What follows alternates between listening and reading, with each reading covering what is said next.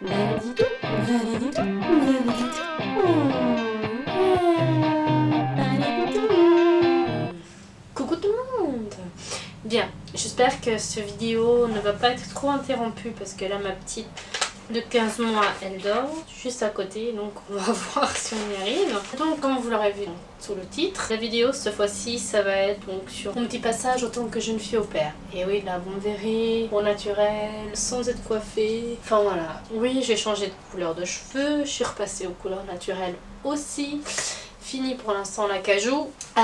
Préparez-vous parce que ça va être une vidéo relativement longue, surtout qu'il y a 5 points à traiter. Donc je pense que celui qui aura vraiment les deux points les plus importants qui vont être sur ma vidéo, ça va être le point numéro 3 et le point numéro 4. Je vous laisserai donc vous préparer. Je vais essayer de pas faire plus de 15 minutes parce que de toute manière j'ai pas le droit. C'est un peu compliqué sinon avec YouTube en ce moment du fait que j'ai pas encore mes 1000 abonnés. Donc voilà, c'est comme ça. Donc commençons par le début. Donc pourquoi est-ce que j'ai choisi donc d'aller en Allemagne et comment j'en suis arrivée à être jeune fille au père? Donc la première et simple raison pourquoi je suis devenue jeune fille au père, c'est que moi-même, autant que quand j'étais plus petite, j'ai eu une jeune fille au père à la maison. Si vous voulez, je vous en ferai une petite vidéo, petite parce qu'il n'y a pas beaucoup de choses à dire, mais une histoire quand même derrière, je dirais ça plutôt en tant que story time. Donc j'ai eu moi-même, étant petite, une jeune fille au père et je voulais avoir moi-même l'expérience et puis peut-être plus tard, un de ces jours,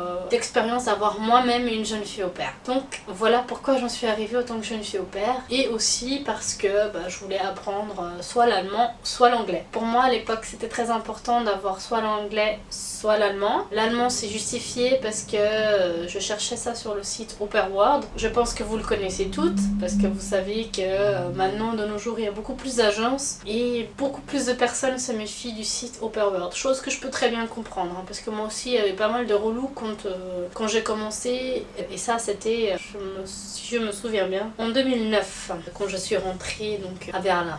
Mais ça je vous dirai tout à l'heure pourquoi. Sur la partie donc de mon arrivée à Berlin, mais ça sera le point numéro 3. Donc là maintenant, je vais passer directement au point numéro 2, qui est donc jeune fille au père en Suisse.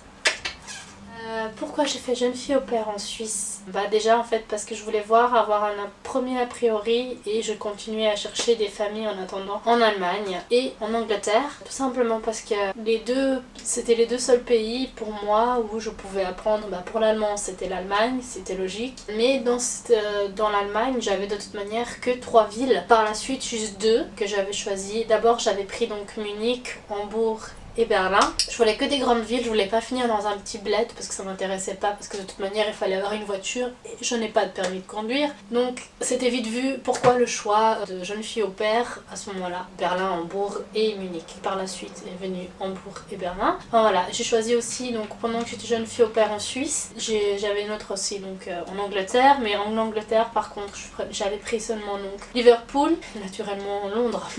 Mais c'était trop compliqué. Pourquoi j'ai pas pris les USA? Parce que il fallait un visa, parce qu'il fallait ci, parce qu'il fallait ça. Donc je me suis dit non, c'est trop compliqué, j'ai pas envie de me prendre la tête. Donc voilà pourquoi je n'ai pas pris ce choix là de l'anglais. Et donc autant que jeune fille au père en Suisse, j'ai trouvé une famille pas loin en fait de chez ma tante, donc pour moi c'était un endroit assez facile. J'étais pas loin de mon ex, mon copain avec qui j'étais à l'époque. D'ailleurs si j'avais pris jeune fille au père là-bas, c'était parce que j'étais juste à 5 minutes de chez lui et qu'on aurait pu se voir plus souvent, enfin voilà. Mais l'histoire c'est fini, j'avais pas encore commencé, j'avais signé mon contrat et tout ça, mais j'avais pas encore commencé chez la famille parce que j'ai commencé, je crois, le 3 janvier, chez eux, 3 janvier 2009 donc, et avant ça, puis nous on s'est quittés, entre Noël et Nouvel An, donc voilà. Du coup ça a servi à rien de ce côté là, j'étais dégoûtée, je lui en voulais. C'est des choses qui arrivent. Et donc cette famille là, en fait j'avais juste à m'occuper du ménage et de l'adolescent qui avait je crois 14 ou 15 ans à l'époque, je sais plus exactement. Avec lui je m'entendais super bien, je faisais toujours des bons trucs pour manger, il y a juste une fois que c'était pas très bon.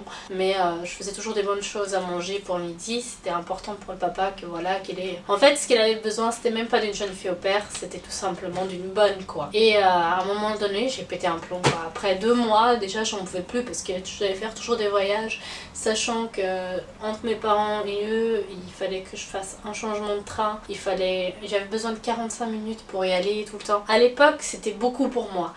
J'étais pas encore arrivée à Berlin. Pour moi, c'est normal maintenant de nos jours de minimum 1 heure de déplacement. Enfin voilà, je m'entendais plus de moins en moins bien du coup avec le papa parce qu'il me demandait de faire des trucs, mais genre vraiment des à fond, nettoyage à fond. Je pouvais très bien là, j'avais ma propre chambre et tout, mais voilà, ça s'est pas très bien passé. Et donc du coup, voilà, c'est mon séjour jeune fille au père en Suisse, ça s'est pas très bien passé avec la famille. Enfin, on s'est pas quitté en mauvais termes, j'ai tout simplement dit voilà, j'arrête.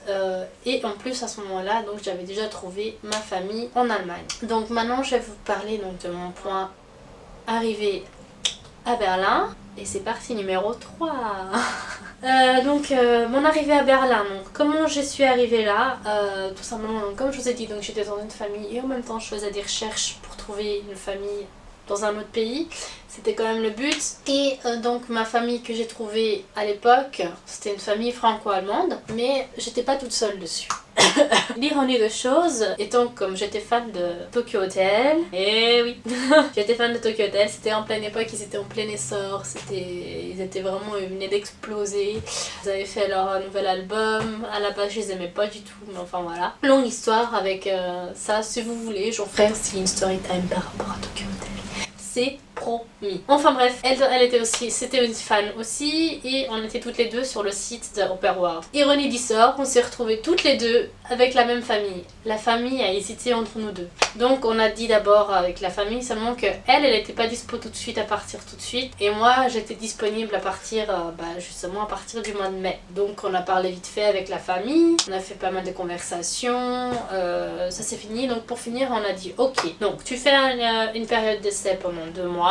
Et donc pendant ces 2-3 mois, on dira si on te prend toi, enfin si tu restes avec nous ou bien est-ce que on prendra donc ma deuxième amie. Cette deuxième amie là, pour finir en fait, elle est restée dans sa famille en Suisse. Parce qu'elle était jeune fille au père en Suisse parce qu'elle est française à la base. Et donc du coup j'ai dit bon ok, c'est parfait. Donc je suis partie, allez on prend mes affaires. Normalement j'étais censée commencer le 1er mai, mais sachez qu'à Berlin, le 1er mai, surtout là dans le quartier où ils étaient, pour moi c'est une 3e guerre mondiale. C'était pas trop pour moi, eux ils voulaient pas m'infliger ça, donc elle a dit non c'est bon, tu arrives le 2 mai. Donc j'ai pris mon billet d'avion, d'ailleurs c'est le seul billet d'avion que j'ai payé moi-même. Donc j'ai pris mon billet d'avion pour Berlin, je suis arrivée, ils m'attendaient, toute la famille m'attendait. Donc je sais pas si j'ai une photo, puis j'en mettrai une, peut-être là, oula. Je sais pas si j'ai une photo de leur arrivée, enfin de mon arrivée, et donc mais je crois que j'ai une vidéo de mon départ, donc peut-être que je mettrai un petit extrait de ma vidéo aussi. Je sais pas exactement ce que je vais mettre comme petite chose. Donc je suis arrivée et tout ça, ça s'est super bien passé. Autant que avec ma famille, franchement, je vais vous dire un truc. Dès que j'ai mis mes pieds sur le sol berlinois, j'ai tout de suite compris que j'allais y rester et que c'était la ville qui était faite pour moi par la suite. Donc passons maintenant au gros du travail, au point numéro 4. C'est parti. Donc mon séjour en tant que jeune fille au père, ça s'est toujours super bien passé. 1 ou 2 embrouilles qui m'ont vraiment marqué avec la famille, mais c'était pas des gros trucs. La famille était vraiment très sympa. Comme je vous disais tout à l'heure, en fait après les 2 mois, en fait ça s'est fait tout de suite. Après 3 semaines, c'était validé, on avait signé un contrat pour le séjour pour 1 année. Donc on n'a même pas attendu les 2 mois qu'on s'était donné, on a dit tout de suite. Et petit bug, donc sachez qu'en fait là tout simplement j'ai parlé par rapport à mon séjour, ce qui est arrivé par la suite, par rapport à mon apprentissage de langue. Désolée encore. Donc comme je vous disais, donc j'en ai eu pour à peu près 8 mois d'apprentissage. J'écoutais beaucoup, je parlais pas vraiment. C'était plus avec des langages des mains et des pieds, enfin je me débrouillais comme je pouvais. Du fait que moi de toute façon j'avais pas le barrage, j'avais vraiment un mur. c'est soit t'apprends l'allemand ou basta, parce qu'en fait je parlais pas anglais. Les gens ici, ils voient que tu parles pas allemand, ils te parlent tout de suite en anglais. Je dis non, je comprends pas non plus l'anglais. Donc pour moi c'était, si j'ai pas eu le choix, donc c'était facile du coup, donc j'ai eu ces 8 mois. Fripouille. Voici mon chat Fripouille en manque de câlin. Donc ouais, j'ai eu besoin de mes 8 mois à peu près pour apprendre et avoir le déclic. Sachez que pendant ces 8 mois, en fait, je faisais beaucoup la fête. J'ai eu le déclic, c'est que tout d'un coup, je suis vraiment allée dans un club, j'ai commencé à apprendre. Parce qu'au tout début, je me sentais toute seule, les Français je les voyais pas, je voyais personne. Franchement c'était très difficile pour moi au début, mais les choses se sont faites. Heureusement que j'avais la famille qui m'aidait beaucoup pour tout ça en fait, qui m'aidait beaucoup pour l'allemand, dès que j'avais des questions. En fait ils m'ont tout de suite, dès que je suis arrivée, je crois que 2-3 jours après elle m'a dit allez fais les courses, je te donne ça et ça et ça, va chercher ça à tel endroit, et elle me disait vraiment pour que j'apprenne les endroits et tout, donc le planning je connaissais par cœur des filles. Franchement j'avais beaucoup de temps, donc moi mes horaires c'était contrairement aux autres jeunes filles au pair, moi je me souviens j'étais vraiment très libre en fait. C'était tous les jours, tous les 5 jours du lundi au vendredi. Je me réveillais aux alentours de 6h30, 7h. Ouais, 6h30, 7h, parce que parfois je devais être là pour 7h voir les filles, et d'autres fois je devais être là pour 7h30. Tout dépendait en fait à quelle heure je commençais le matin, jusqu'à en fait les amener donc à la crèche. Après les avoir amenées à la crèche qui se jouait, en fait elles avaient jusqu'à 9h30, donc voilà à peu près entre 9h et 9h30, 8h, 8h30, bon, voilà c'était égal à l'heure qu'on les amenait, mais ce qui était bien, toujours en fait les amener, je crois, toujours avant 9h30 pour qu'elles aient leur petit déjeuner inclus. Si on voulait pas qu'elles aient le petit déjeuner inclus, c'était je crois à 8h30 en fait, il fallait qu'elles soient là si elles voulaient avoir le petit déjeuner. C'est après 8h30, à partir de 9h, si on voulait les apporter plus tard. Donc ça dépendait des jours en fait. S'il y avait la femme de ménage qui venait 2 fois par semaine, donc là on se levait et puis on sortait plus tôt. On devait laisser l'appartement pour 8h pour que la femme elle vienne faire son nettoyage. Et donc voilà. Ça c'était le matin, et après je partais en cours intensif d'allemand jusqu'à midi ou 1h, ça dépendait en fait des cours que j'avais. Le premier mois j'ai eu un endroit, puis après j'ai eu un autre endroit.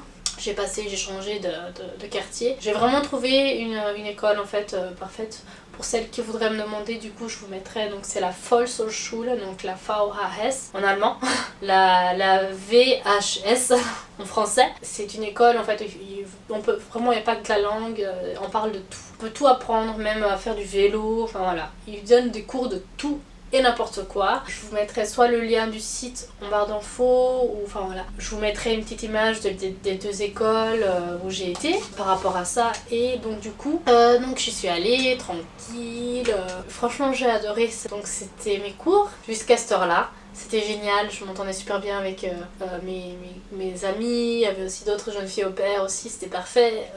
Bon, le premier cours, il n'y en avait pas vraiment. Et le deuxième cours que j'avais après, quand j'ai changé de quartier, là où il y en avait plus, il y en avait 2 ou 3 jeunes filles au pair avec moi. Elles étaient américaines, mais c'était génial. Et j'avais américaine, polonaise, enfin, vraiment il y avait vraiment de tout. C'était un sacré mélange de culture, c'était génial. Et après, à partir de 15h30, je devais aller chercher tous les jours les filles. De 15h30 jusqu'à 20h, c'était moi qui m'en occupais. 2 fois par semaine ou 1 fois par semaine, c'était moi qui faisais à manger. Sinon, c'était les parents. Genre pendant que les parents ils faisaient à manger, moi je m'occupais avec les filles. Enfin voilà, c'était génial. Je me suis toujours bien... Il y a toujours eu un grand respect entre moi et la famille. On s'est toujours bien respecté, juste 1 fois, mais je vous en parlerai peut-être. Voilà, donc j'étais nourrie, logée, blanchie, j'avais ma propre chambre. Donc mes horaires, ouais, c'est comme je disais, donc le matin de 9 jusqu'à 7h, entre 7h et 9h30 on va dire, à peu près. Et l'après-midi à partir de 15h30 jusqu'à 20h. Ça c'était mes horaires de la semaine du lundi au vendredi. Et j'avais le week-end donc complet de off quoi en fait, complètement.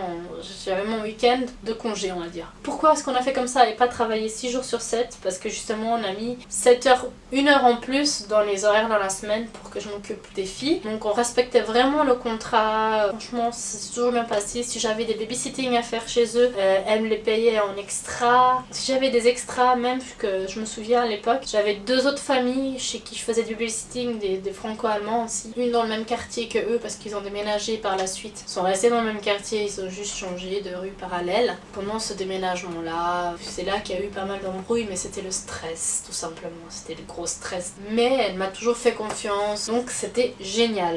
Après, on va passer donc au point numéro 5 par rapport à ma conclusion. C'est pas dit. Donc le point numéro 5, donc je vais vous dire ma conclusion. Donc je vous ai parlé de mes horaires, mais je vous ai pas parlé de la partie sous. Donc sachez que pendant la partie sous, comme je vous ai dit, donc elle me payait mes extras quand je faisais du babysitting ou quand il y avait des heures de ménage à faire, faire des extras ou des à-fonds, elle me payait aussi en extra. Sinon c'était 260 € par mois. Et elle m'a dit que en tout pour moi, si elle devait compter, parce qu'elle me payait aussi les cours, parce qu'en fait les cours, ouais, on avait réussi à les inclure dans ça, donc mon ticket, enfin mon abonnement de métro, elle le payait aussi.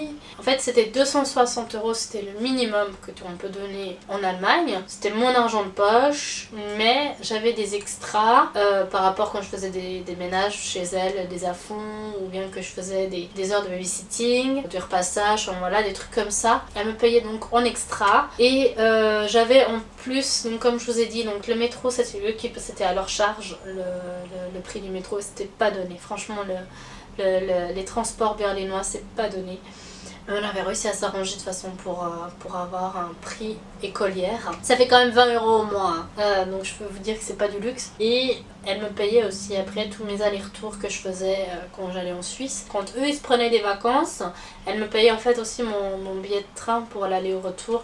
Elle m'avait même payé, pour être honnête, mais ça je vous le dirai peut-être dans ma story time. J'avais été à un concert de Tokyo Hotel. C'était génial, j'ai été à Oberhausen et à Hambourg. Et franchement, elle était super sympa. Elle m'a même pris un hôtel à Hambourg parce qu'elle avait peur que je reste dans la rue. Elle voulait pas que je reste dans la rue, elle voulait pas que je fasse comme toutes les autres fans, dormir dehors.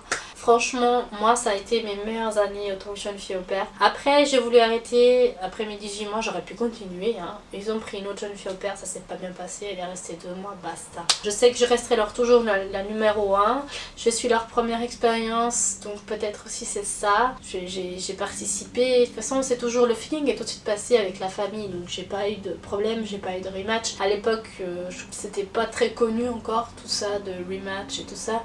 Peut-être que oui, si tu es allé aux US ou autre, mais moi j'ai pas eu besoin de faire de rematch. Franchement, je me suis toujours bien entendue avec ma famille.